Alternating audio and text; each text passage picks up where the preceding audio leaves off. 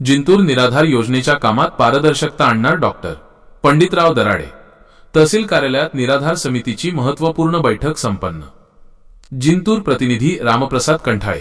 केंद्र व राज्य शासनाच्या लोककल्याणकारी योजनांचा लाभ खऱ्या गरजूंपर्यंत पोहोचवण्यासाठी जिंतूर निराधार समिती आता अधिक कडक आणि पारदर्शक पावले उचलणार आहे। काही लोक योजनांचा गैरफायदा घेतात, ज्यामुळे पात्र लाभार्थी वंचित राहतात। ही परिस्थिती बदलून गोरगरिबांना न्याय मिळवून देऊ, असे प्रतिपादन समितीचे अध्यक्ष डॉक्टर पंडितराव दराडे यांनी केले। शुक्रवार 6 मार्च रोजी जिंतूर तहसील कार्यालयात आयोजित करण्यात आलेल्या निराधार योजना समितीच्या बैठकीत ते बोलत होते।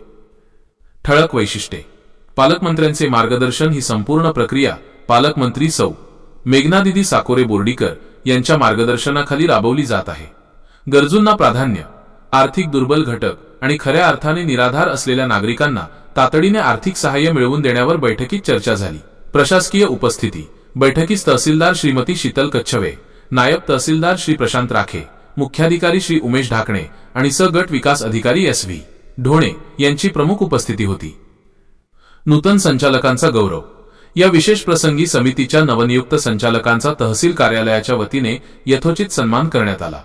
श्री गजानन चौधरी, श्री माधव राठोड, सौ दीपाली ठाकूर, श्री रवी रणबावळे, श्री संतोष माने, श्री अंकुश बकान, श्री रामेश्वर पोंदाळ।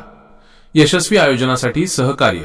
या कार्यक्रमाच्या नियोजनासाठी महसूल सहाय्यक AB होळंबे, AS घुगे, आम्रपाली अवचार, तलाठी SG शहारे आणि शुभम आडके यांनी पुढाकार घेतला।